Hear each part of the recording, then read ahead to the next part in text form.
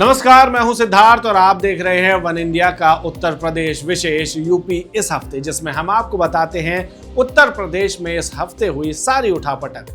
UP इस हफ्ते में सबसे पहले छात्रों के लिए अच्छी खबर है। अगर आप यूपी से हैं और पढ़ने लिखने में दिलचस्पी रखते हैं तो आपको इसे ध्यान से सुनना चाहिए।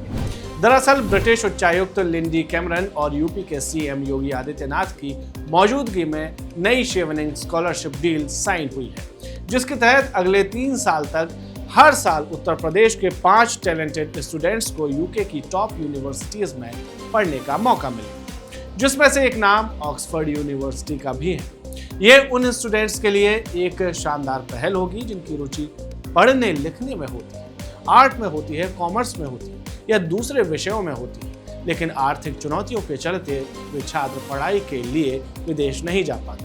इस योजना के बारे में बात करते हुए लिंडी कैमरन ने कहा कि ये डील भारत और यूके की दोस्ती को और ज्यादा मजबूत करती है। It's wonderful to be here in Lucknow today to sign with the Chief Minister the agreement on the new Chevening scholarships which we're announcing together between the United Kingdom and Uttar Pradesh. UP वालों के लिए एक और अच्छी खबर है। UP के सभी 75 जिलों में अब साइबर सिक्योरिटी पुलिस स्टेशन खुलने जा रहे हैं। अभी तक लगभग हर थाने में साइबर डेस्क होती थी, लेकिन अब हर जिले में मुस्तैदी के साथ साइबर थाने खुलेंगे। इससे यूपी के अंदर साइबर फॉरेंसिक के जरिए अपराध पर नकेल कसेगी। साथ ही अगर किसी जिले का मामला है तो उसके लिए राज्य स्तर तक की टीमों को शामिल नहीं करना पड़ेगा। इसके लिए खुद जिला स्तर की पुलिस ही ट्रेनिंग के बाद सक्षम होगी। बीते दिनों में यूपी पुलिस ने साइबर ट्रेसिंग के जरिए कई सारे बड़े अपराधियों को ठिकाने लगाया है। इसके अलावा मौजूदा वक्त में किसी भी तरह के अपराध में डिजिटल फुटप्रिंट्स बड़े सबूत और लीड बनकर सामने आए हैं, जिसकी वजह से केस सुलझाने में लगने वाला समय भी काफी कम हुआ है।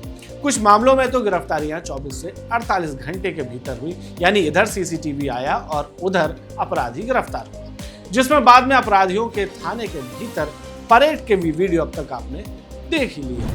नौकरी की तलाश कर रहे नौजवानों के लिए बढ़िया खबर। अगर आप भी काफी समय से जॉब ढूंढ रहे हैं, कई जगह सीवी भेज चुके हैं, लेकिन कहीं से कोई सकारात्मक जवाब नहीं मिल रहा है, तो आपके लिए एक पॉजिटिव खबर है।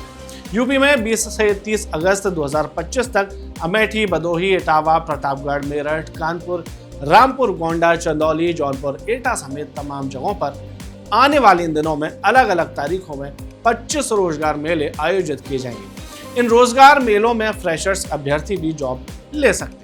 इस मेले की सबसे अच्छी बात यह है कि इसमें बिना एक पैसा दिए आप अपनी योग्यता और टैलेंट के दम पर हिस्सा लेकर नौकरी पा सकते हैं। यदि आप भी इसमें जाने के बारे में सोच रहे हैं तो जरूरी डॉक्यूमेंट्स जैसे कि Aadhaar card, PAN card, passport size photo, अपने एजुकेशन सर्टिफिकेट्स, कोई स्पेशल कोर्स किया हो तो उसका भी सर्टिफिकेट वगैरह वगैरह लेकर जाएं। ज्यादा जानकारी के लिए आप स्क्रीन पर दी गई वेबसाइट पर जाकर चेक भी कर सकते हैं। इंटरव्यू के दौरान इन डॉक्यूमेंट्स की जरूरत आपको पड़ सकती है। आप इसके लिए यूपी रोजगार संगम की आधिकारिक वेबसाइट rozgarsangam.up.gov.in पर रजिस्ट्रेशन भी कर सकते हैं। यहाँ चेक कर सकते हैं कि 20 से 30 अगस्त के बीच किन किन जिलों में रोजगार मेले के अवसर रहेंगे। साथ ही अगर आपको एक जिले के रोजगार मेले में सफलता नहीं मिलती है या आपको ऐसा लगता है कि बेहतर जॉब मिल सकती है, तो आप दूसरे जिले के रोजगार मेले में भी हाथ आजमा सकते हैं। इस पर कोई रोक टोक सरकार की तरफ से तो नहीं। इस हफ्ते यूपी से जो सबसे बड़ी खबर सामने आई वो विधानसभा से आई, जहां सपा विधायक पूजा पाल ने अपने पति राजू पाल की हत्या के मुख्य आरोपी अतीक अहमद की मौत और उससे पहले उसे जिस तरह का अपराधियों वाला ट्रीटमेंट मिला उसके लिए भरे सदन में योगी आदित्यनाथ का धन्यवाद दिया। उन्होंने कहा कि मेरे पति की हत्या कैसे हुई थी और किसने की थी, पूरा सदन जानता है।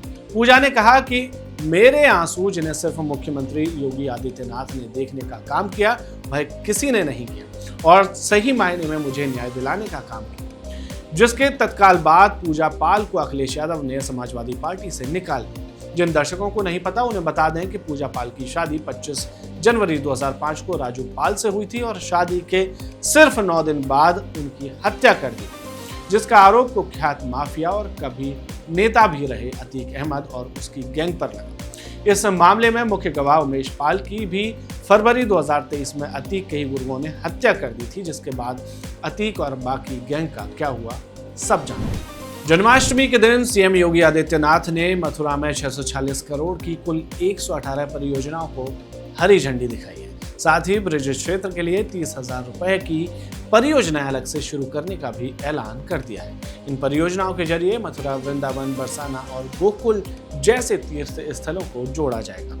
साथ ही सभी तीर्थ स्थलों को श्रद्धालुओं की बढ़ती संख्या के हिसाब से और ज्यादा बेहतर बनाया जाएगा और कनेक्टिविटी भी बढ़ाई जाएगी, ताकि दूर दराज से मथुरा, वृंदावन पहुंच रहे लोगों के लिए ये यात्रा और ज्यादा सुविधाजनक हो सके। उत्तर प्रदेश की योगी आदित्यनाथ सरकार ने फुटवेयर, लेदर और non leather sector development policy 2025 को मंजूरी दे दी है। इस नीति के तहत विभिन्न सब्सिडी, टैक्स राहत और निवेश प्रोत्साहन पैकेज दिए जाएंगे, जैसे कि भूमि सब्सिडी, स्टैंप ड्यूटी पर छूट, ईपीएफ प्रतिपूर्ति, बिजली पर सब्सिडी, R&D फंड आदि।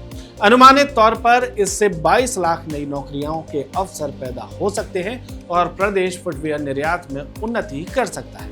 वर्तमान में तकरीबन 15 लाख लोग इस फील्ड में डायरेक्टली और इनडायरेक्टली काम कर रहे हैं। इस पॉलिसी से एक फायदा यह भी होगा कि लेदर मार्केट में नए प्लेयर्स की भी एंट्री हो सकती है, जिससे और ज्यादा रोजगार के अवसर बन सकते हैं। उम्मीद है आपको हमारा ये यूपी सेगमेंट अच्छा लगा होगा। अपनी राय हमें कमेंट में जरूर बताएं और देखते रहिए वन इंडिया। नमस्कार। Subscribe to One India and never miss an update.